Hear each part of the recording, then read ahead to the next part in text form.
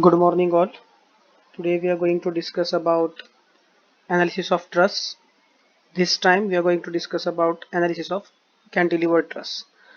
There is not much difference in the analysis method that we discussed in the previous lectures.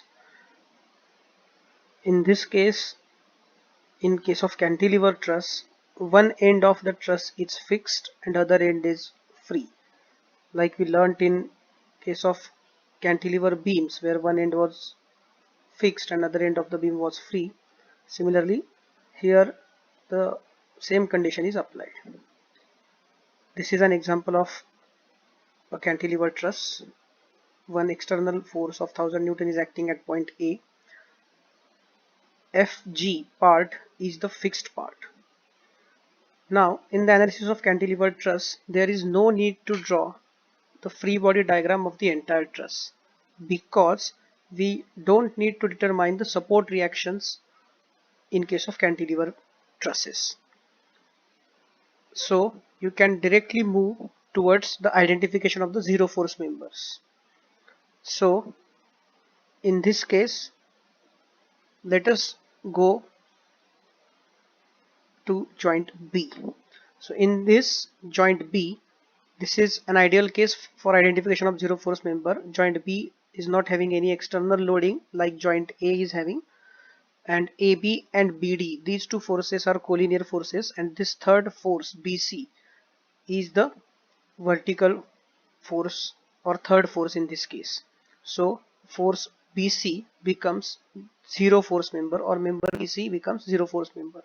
As member BC is zero force member, in case of joint C, this member BC is as good as non-existent member because it has zero force. So again, joint C develops a classic case for identification of zero force member like force AC and force CE. These are collinear forces, and force CD is the third force. Hence, force CD is also equal to 0. Similarly, for joint D, as force CD is equal to 0, again same condition is applied, and by that force DE is equal to 0. Because force DE is equal to 0 for joint E, CE and EG are collinear forces, and this is the third force, hence force CF is also equal to 0. All the explanation is given here. Please go through this from your notes. Now these four forces are equal to 0, hence BC, CD, DE and EF are zero force members. Now there is no need to write all this. You can directly write from the observation that FBC, FCD, FDE and FEF is equal to 0. From the analysis itself, because these are collinear forces and this is zero force member, you can write FAB is equal to FBD and FBD is equal to FDF. Similarly, FAC is equal to FCE and FCE is equal to FEG. Hence, by determining those equations, you can directly write that FAB is equal to FBD is equal to FDF, FAC is equal to FCE is equal to FEG. Hence, if we determine FAB and FAC only, then we can determine forces in all the members. Hence, select joint A and draw the free body diagram for joint A like I have drawn here. So from joint A, two forces are shown, FAB and FAC, and the third force, external force, is also shown. Angle 75° is also shown in the free body diagram. So angles are shown, forces are shown. Apply the equilibrium condition. Summation of Fx equal to 0 and Fy equal to 0. You will get two equations. Solve those two equations and you will get the answers. Similarly, for next numerical also, I'll explain you this numerical also. Now end AE is fixed part. There are members AB, BC, CD, TB, AD and DE. Length of the members are given. You need to determine these angles. Now, as I said, in case of cantilever truss, there is no need to draw the FBD of entire truss. You can directly go for the joint after identification of zero force member. In this case there is no zero force member, you can check it. Now remember, in case of cantilever truss, always start from the free end.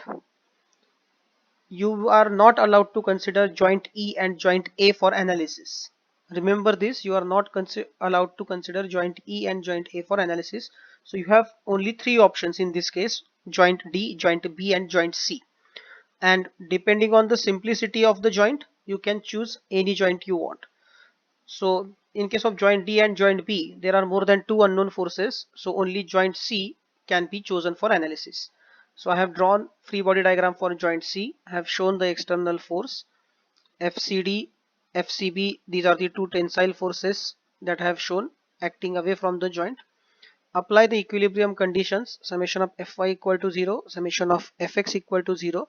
Summation of Fy equal to 0 मध्ये minus FCB sine 26.56 minus 15, and you get FCB is equal to minus 33.54 kilonewton. Minus sign indicates compressive nature of the force.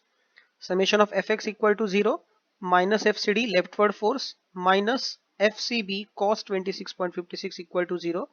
FCD equal to, here right side ला गया, FCD is equal to minus in bracket minus 33.54 cos of 26.56. That gives you value of 30 kilonewton.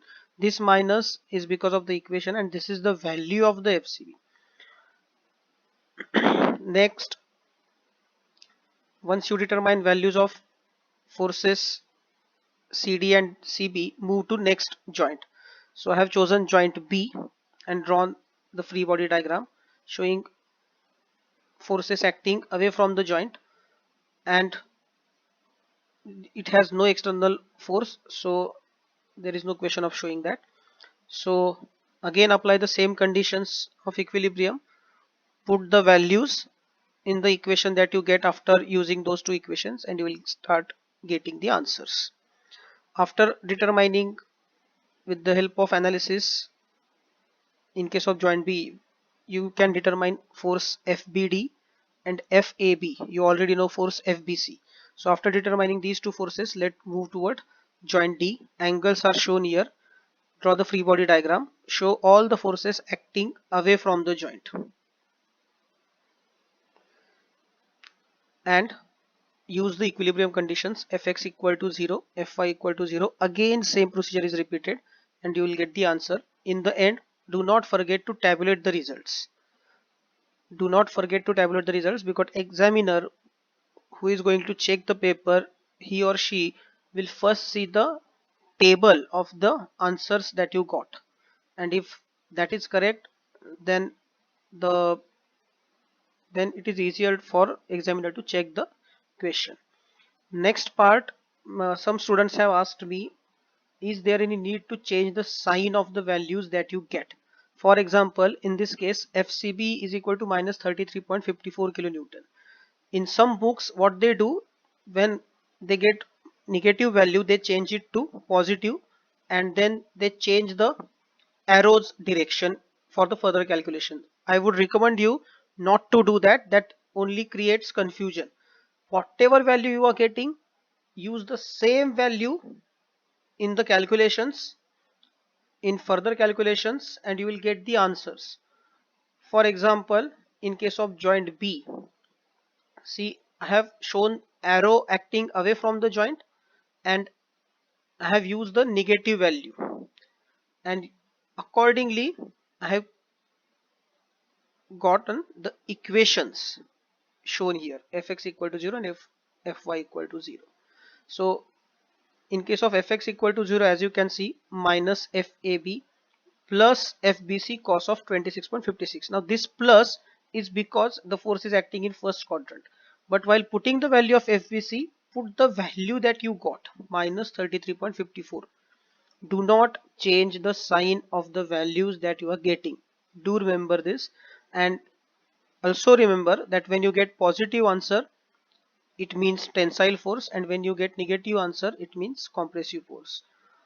And if you have any doubt, you can ask me in the comment section of the Google Classroom that you have, so that all the students will be getting the correct information. Thank you.